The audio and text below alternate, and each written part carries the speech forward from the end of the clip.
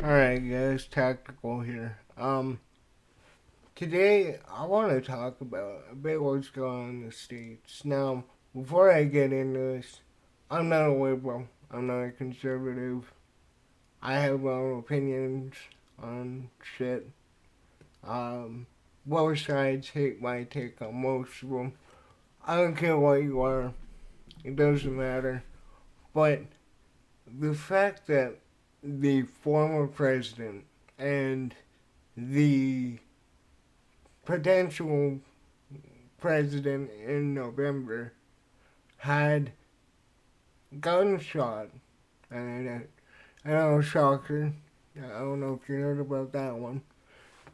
He got shot at a rally by the most obvious building 150 meters away, or however long it was. It was the perfect route for anybody to go on.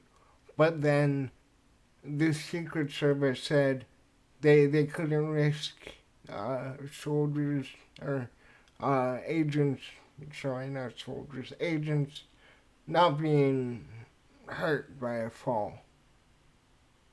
So you're not gonna block it off though. You're not gonna have people around the building maybe, but I don't know. And then when we get to the whole shooting thing, you had people in the crowd who didn't flinch. Like that one lady. I don't know. Maybe you've seen the clip or not, but there's that one lady who was completely cool and calm as the shots went down, slowly ducked down, and then got back up instantly. Very, you know, suspicious. But, like, the fact that they tried to put this guy on as a Republican, um, but then those videos emerged of him flipping on his college campus and people saying the guy was super left.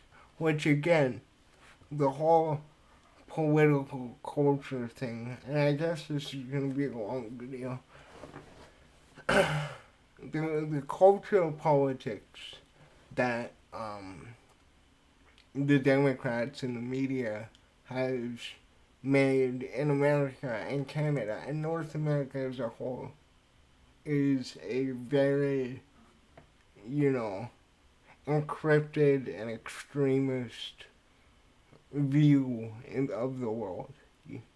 You know, it's so weird to me how not only accessible they made it for somebody to try and assassinate a political candidate, but like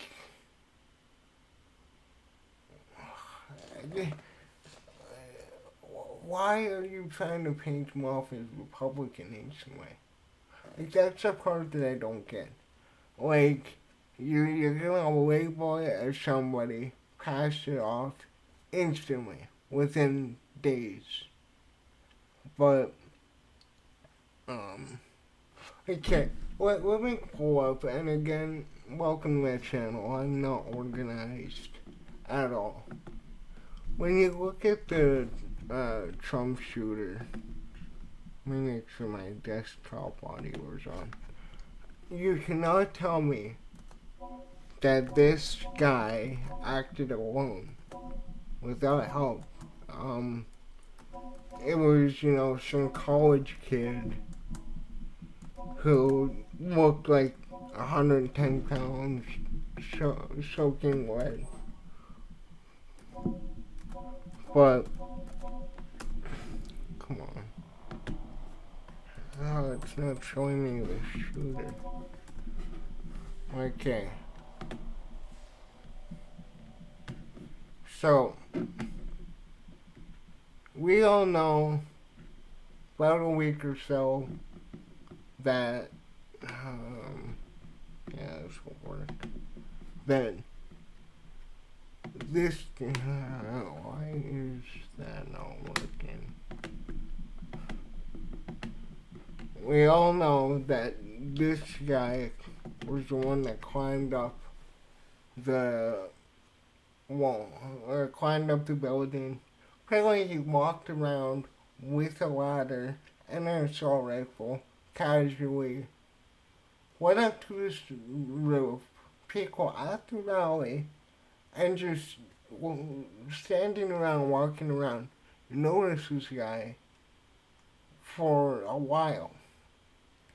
And then this guy is able to get multiple shots off at, like, again, not just a political candidate, the former president.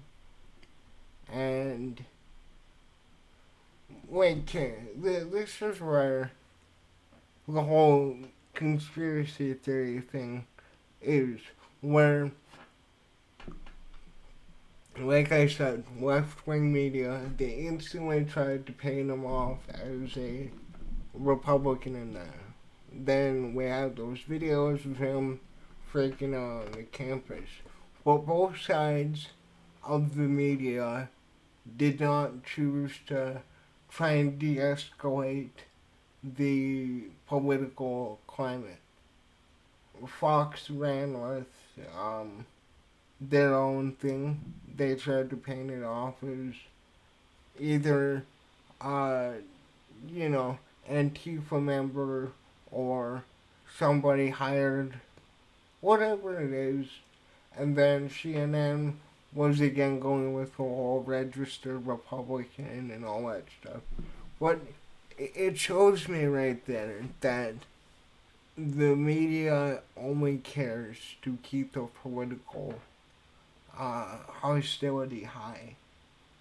And, like, these guys right here were posted up, and they had a clear view from the pictures I saw of this guy. Like, why none of them, like, how none of them saw them, if that's really the case, or how nobody took a shot minutes, maybe an hour before that, makes no sense to me. Then you get to the security. The security he had was unbelievably pathetic. Maybe I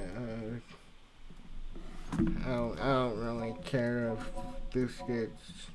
Okay, no, yeah, but is that it? No, that's not. Don't. Okay, maybe go.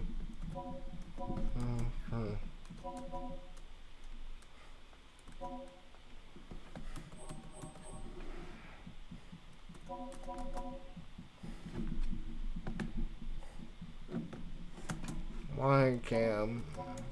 Like you would think this would be. Okay, this should be monetized. I didn't want to put this just cause I don't know, YouTube might be sensitive to it. Well, yeah, you look at how they all regard him. They're barely covering him. Like, this woman is 5'6". She should not be protecting him. You know, hate me all you want. All this DEI bullshit makes no sense. When it comes to security, you want somebody big, strong, capable, possibly has backgrounds in combat, is well trained with a weapon and well trained in scouting and observing. Okay, can I find the one who couldn't holster her weapon? Like, this is, again, this, I'm showing you all of this right now to show you that this whole thing was, I guess, okay, fine, I give up on trying to find, oh no,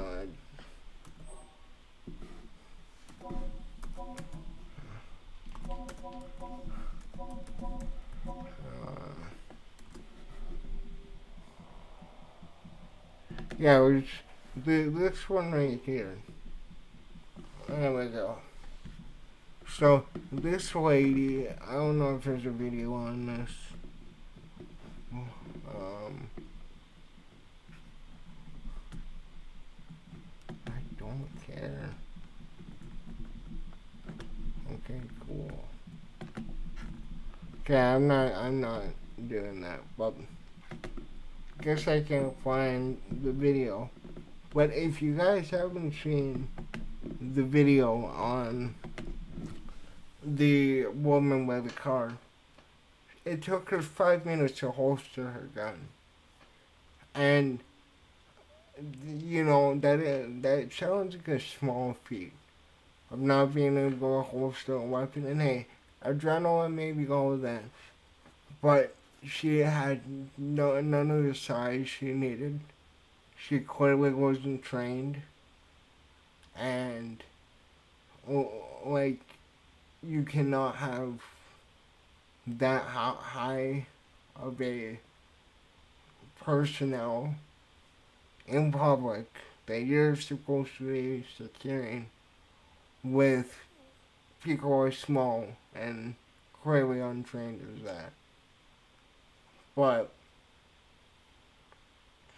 now, with the whole sensitivity and the whole I can't think of the word. Like, Biden introduced laws where it is pretty much diversity pandering, where every single uh, institution needs to hire women, which I have no problem with. However, I think in security personnel, any high stress job that will require somebody to fire, engage in firearm combat in general, they need to be beyond perfected at their craft. They should be trained with years of gun knowledge. They should be put through stress tests. I think you damn near need to have a Marine style test for private security, or in this case, federal security. You cannot hire whoever you want. Like this is a job that needs to have the best of the best out there. And the fact, every time Trump has his own security, it's all strong men. I don't care, call me sexist, whatever. It's always strong men, taller than him. He's 6'2", by the way. That's not easy to do. They're all built. They all clearly know how to use a weapon. They're physically fit.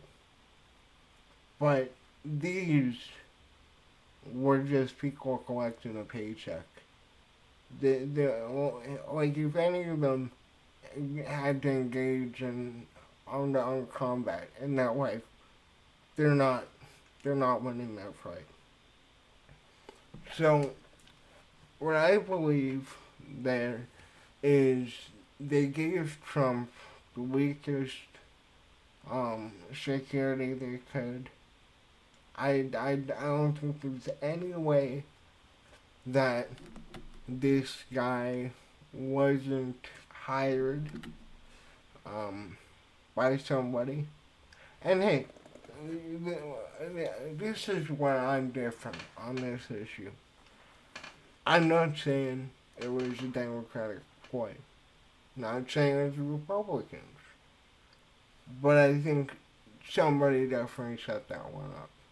And then you're gonna tell me after Biden's piss poor debates, after weeks of Trump's numbers surging, this attempt fails and then Biden steps down? Like, there's just way too many convenient things happening when you look at it. And I think the reason that the Democrats are panicking now and the elite are panicking is because they really thought that Biden could be, mentally there for a couple of hours. And here's the thing, he did good. Oh my gosh, stupid. I want to reset my computer. Like, he did good at the start of the debate, but when you put him on a stage for too long, you're exposing the fact that that guy isn't there. That guy does not know where he is. He doesn't know how to string sentences together. He can't remember anything. He can't read off of a cue card. And you were all pushing for him. You all said that that's like, this is our guy. And then after that, after Trump went up in the polls like no other candidate in recent history, the fact that Trump currently has New York, Virginia, New Hampshire, he has New Jersey even. There are so many Democratic states that have been Democratic for 30 years that have been strongholds of Democratic politicians for decades who have never been primaried. If they have, it's very few. But like, you take that into account. Him stepping down, Biden or Trump, sorry, exploding in the polls. They didn't expect this. I think you have to go back to a couple months ago with the whole New York lawsuits. They tried to throw whatever they could at Trump, and it was politically motivated. If he didn't announce he was running, they wouldn't have charged him with anything. But he announced he was running. Then you have several cases in New York. You have the Stormy Daniels one, which I think is the stupidest one they ever gave him. You're meaning to tell me that him paying off a lawyer to deal with a NDA or whatever it was there, like that's nothing. And sorry to be insensitive, you're using a porn star to catch him on this. You're not gonna get a gotcha moment with some hush money with a porn star, sorry. Maybe if the woman had any other, and call me sexist, whatever. If she was in any other industry, it would have helped her masterfully. But then, when you watch the trial, it's a load of nothing. You're bringing on a couple felonies that you rewrite the law to make felonies that your candidates openly do every time. Like, what Trump did was use his own money, pay his own lawyer to get rid of this case and hatred from the public, like every celebrity, politician, whatever does. And then you're gonna come back after years and bring this up only when he decides to announce he's running again. And the argument I hear from the left is Trump could have dealt with this years ago. Absolutely. But Stormy Daniels never brought the case. Nobody else brought the case. Only until now. Like, only until a couple months before the election, we can put all the media out there. But I don't think they were expecting the overall, what do you call it? Well, like the overall consensus of the public. It was amazing to me that I heard from people who were like never Trumpers, who are even hardcore Biden supporters, and then most importantly, people in the middle came out and they were saying, this is so stupid.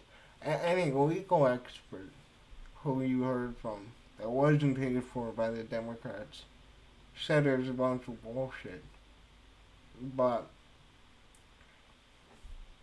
they got the headlines of it. He had to pay whatever.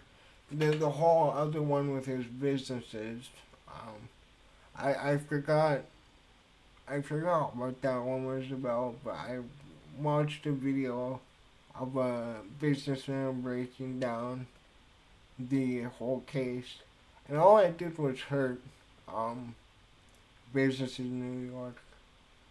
But then, after all that, after the debate, after the shooting, they finally admitted that they can't just smear him in the public. Like, Biden endorsed Kamala. I don't think it'll be Kamala. She's way too unpopular. Maybe Gavin Newsom. That sounds like the biggest one. But there's just no way. There's no way now you can run with the slander narrative after this. There's no way you can rely on the culture war baiting to, disguise what the actual issues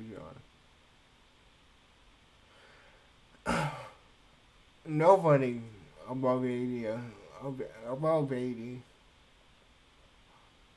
and I know Donald Trump is 80, nobody with that much brain deterioration, and this is coming from a guy with a disability, nobody with physical limitations that bad should be running any bit of office. After that, it was clear to me, unless like sitting in that office he becomes like 30 years younger, he's not calling the shots. But